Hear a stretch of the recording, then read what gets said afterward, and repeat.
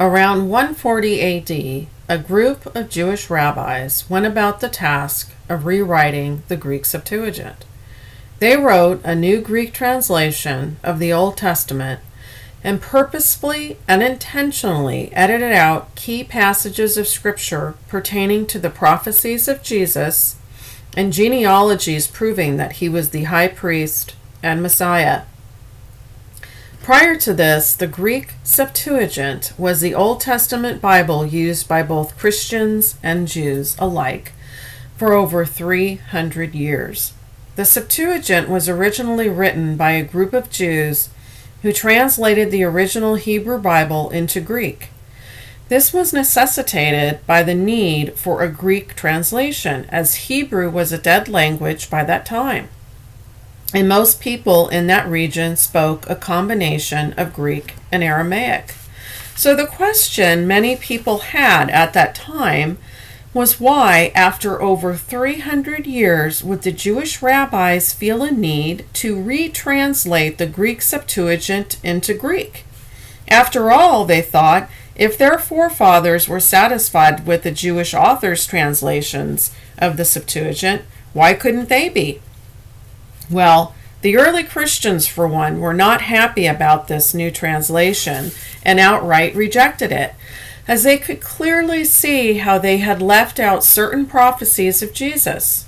And this new translation also caused many early church fathers to become divided over it. Some continued to use the Septuagint and spoke out against this new translation, while others began to reject the Septuagint in favor of the new translation.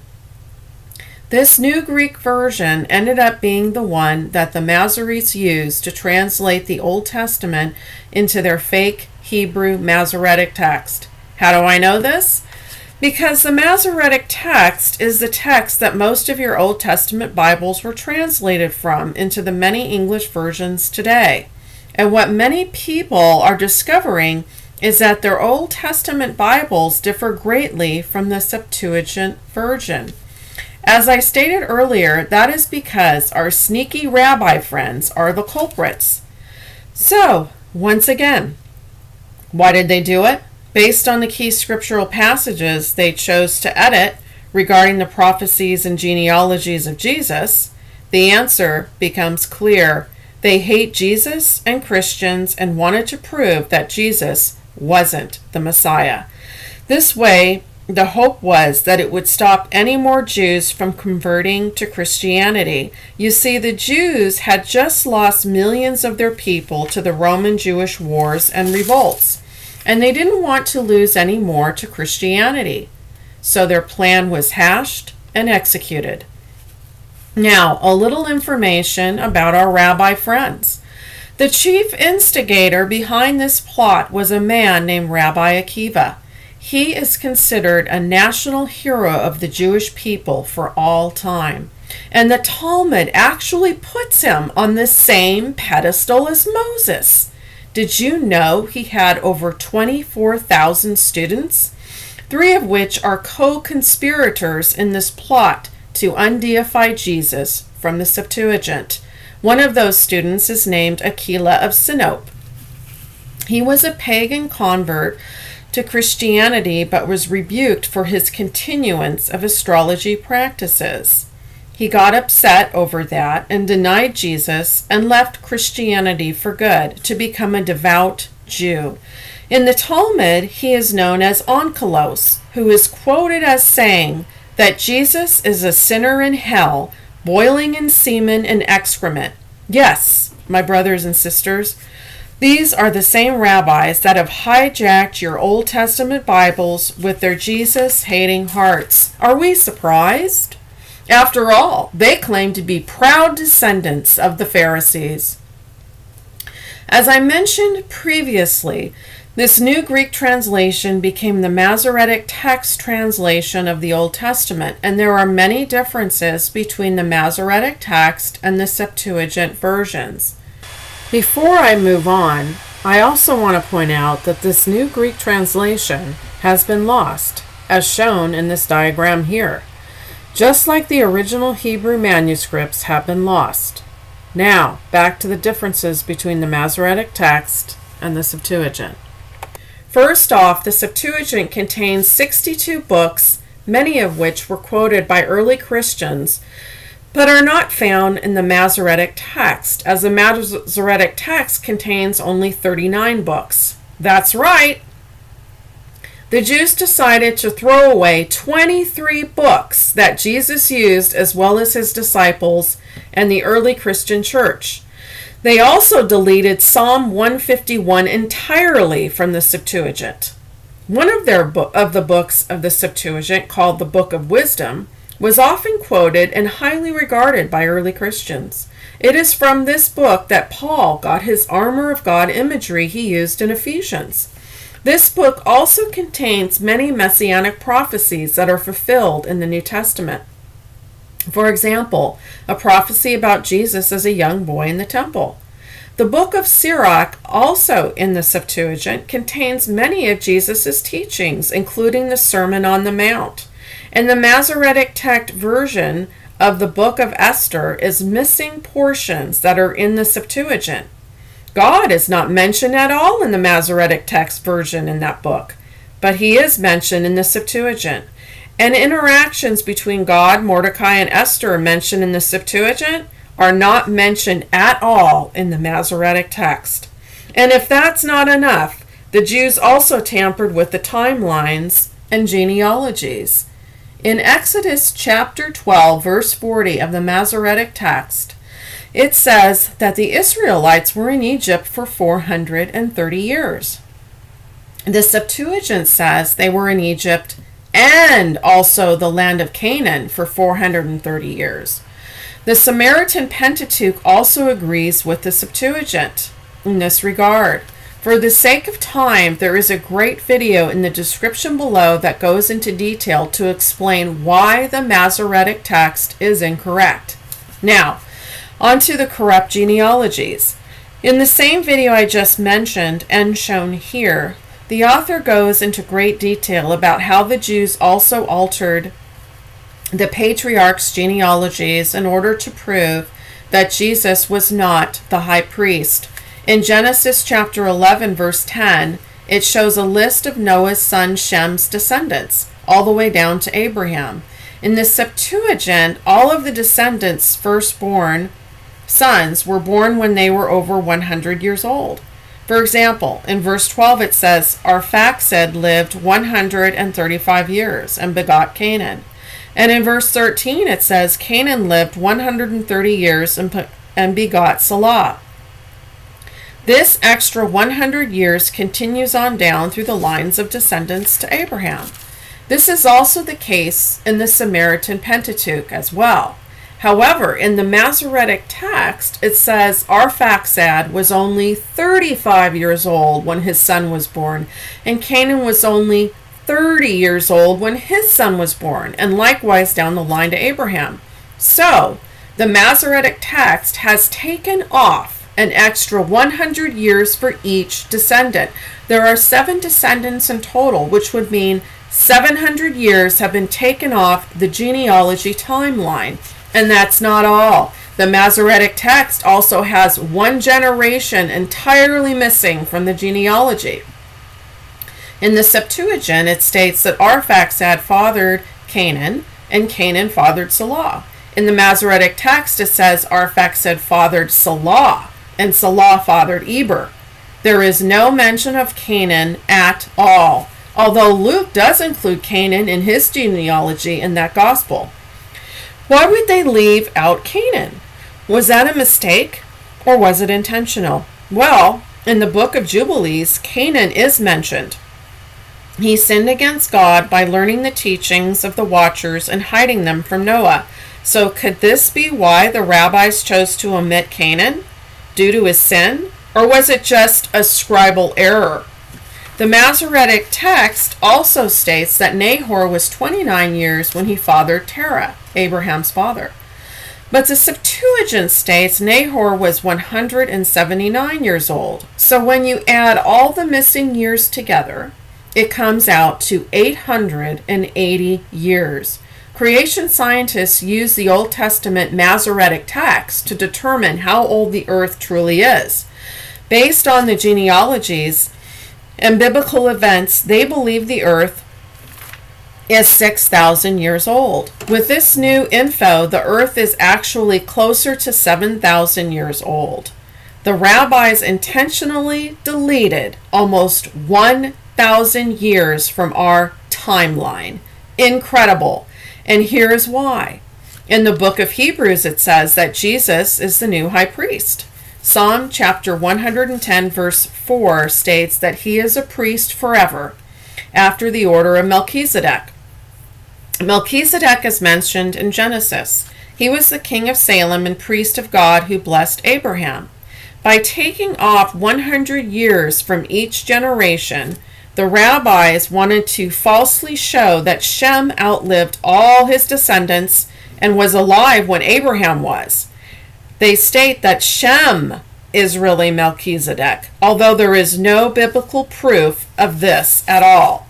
And if Shem is really Melchizedek, then the Levitical priesthood descended through him from Abraham down to Levi, who is Abraham's great-grandson. And if Melchizedek is part of the line of Levi, then Jesus could not have descended from him, because Jesus came from a different tribe, the tribe of Judah, thus proving that Jesus is not a high priest after all. Can you believe this? Deleting 880 years to attempt to prove Jesus was not a high priest of any order. And if that's not enough, they altered many other verses to show Jesus was not the Messiah. In this video, this author shows how the New Testament quotations by the disciples match the Septuagint and not the Masoretic text. For the sake of time, I will not go through each one, but instead highlight the ones pertaining to the prophecies of Jesus. Here is Luke chapter 4, verse 18. This is a quote from Isaiah chapter 6, D1, verses 1 and 2, regarding the prophecy of Jesus. Recovery of sight to the blind, shown here, is in the Septuagint below. However, it is missing here from the Masoretic text. I believe this is because the Jews did not want it known that Jesus could perform miracles, such as recovering sight to the blind, as this would be an indicator that he was the Son of God. Here in Hebrews chapter 10, verse 5, it says, "But you prepared a body for me," referring to Jesus' death and resurrection. This matches up with the Septuagint below, which says the same in this psalm. However, here in the Masoretic text, it says instead, "You open my ears to listen." Clearly, the rabbis were opposed to any reference to Jesus' resurrection, as that would once again prove that he is the Messiah. And also notice the beginnings of a pattern here. The New Testament quoters were all quoting directly from the Septuagint and not the Masoretic text, proving that they read from the Septuagint and not from the Masoretic text. John chapter 3, verse 16, shown here, "For God so loved the world that he gave his only begotten Son." Only begotten can also be found here in Psalm 22 of the Septuagint. However, it is missing here entirely from the Masoretic text, instead saying, "my only life." Those sneaky rabbis. The author of this video also shows a quote by Origen in 235 AD, who is one of the early church fathers. To summarize the quote, Origen states that the Jews intentionally removed from the Old Testament any scandal against the elders, rulers, and judges, as well as any hint that they were responsible for the murders of God's prophets. He references Jesus, who spoke about the prophet Zechariah slain between the temple and the altar, stating that we learn this only from Jesus, not knowing it otherwise from Scripture. Also, Stephen, Jesus' disciple in Acts, speaks to the Jews about their forefathers' murdering of the prophets. Yet again, Origen states there is no mention of this in any other scripture, except, of course, in the apocryphal books of the good old Septuagint. One example from the Septuagint in the book of Susanna, which is within the book of Daniel, 2 Jewish elders are sentenced to death because of their plot to cover up their seeking out a young Hebrew wife, Susanna, in order to rape her. They accused her of adultery to hide their potential crime, and Daniel intervened and accused them. Do you honestly think it was a coincidence that this book was deemed uncanonical and therefore left out of the Old Testament entirely? Origen didn't, and he was a highly respected and well-known early church father. He even refers to our sneaky friends as rulers of Sodom, which is a reference to Isaiah chapter 1, verse 10. Origen then goes on to urge Christians to reject the newly redacted translation and remove all copies from their churches entirely. If only we had listened to our early Christian brethren and did the same today. Here is another video showing 50 Old Testament Bible verses from the Masoretic text that don't match up to the Septuagint and the New Testament quoters. For the sake of time, I will only go through some of them, but I encourage you to watch the video yourself, which I will list in the description. Here is Romans chapter 9, verse 29, which says, Lord of the Sabbath, in this verse. The Septuagint says the same here. However, the Masoretic text here says, Lord of hosts. In Matthew chapter 12, verse 8, Jesus clearly states that he is the Lord of the Sabbath. I don't think the Jews like that too much, so chop chop. In Luke chapter 3, verse 5 and 6, he quotes Isaiah chapter 40, where it says, Every valley shall be filled, and every mountain and hill shall be brought low, and the crooked shall be made straight, and the rough ways shall be made smooth. And all flesh shall see the salvation of God. Once again, the Septuagint matches up with this verse. However, the Masoretic text says nothing about all flesh seeing the salvation of God. Instead, it says here, and all flesh shall see it together. Matthew chapter 12, verse 21. And in his name shall the Gentiles trust. This is a quote from Isaiah chapter 42. And in the Septuagint it states the same here. However, the Masoretic text says something completely different here. And the isles shall wait for his law. This is one of many verses that our sneaky rabbi friends changed in order to take out any mention of the Gentiles in the Old Testament. Here is another example of that. Romans chapter 2, verse 24. Here Paul is quoting Isaiah 52. For the name of God is blasphemed among the Gentiles through you, as it is written. And in the Septuagint, it states the same here. Paul's audience is the Jews. So was Isaiah's. So the you here is clearly the Jews. Well, here come our sneaky little friends again with their chop chop. Here is how the Masoretic text reads. And my name continually every day is blasphemed. No mention of the Gentiles here at all. I also want to point out something else in the previous verse here in the Septuagint, where it says, and ye shall not be ransomed with silver. In the Masoretic text here it says, and ye shall be redeemed without money. That is entirely different than the Septuagint. Also, verse 4 here in the Septuagint says, Thus saith the Lord, my people went down before to Egypt to sojourn there, and were carried away forcibly to the Assyrians. Compare this with the Masoretic text where it says here, and the Assyrians oppressed them without cause. What? Huh? That is an outright lie. Anyone who knows their Old Testament knows that the Israelites were taken away by the Assyrians because of their disobedience to God's commands. He had warned them time and again, and they refused to listen. So off they went. Sounds like our sneaky rabbis are at it once again. Here in Hebrews chapter 1, Paul is quoting Deuteronomy chapter 32, 43, verse 43. And again, when he bringeth in the first begotten into the world, he saith, and let all the angels of God worship him. Once again here, this verse matches up with the Septuagint.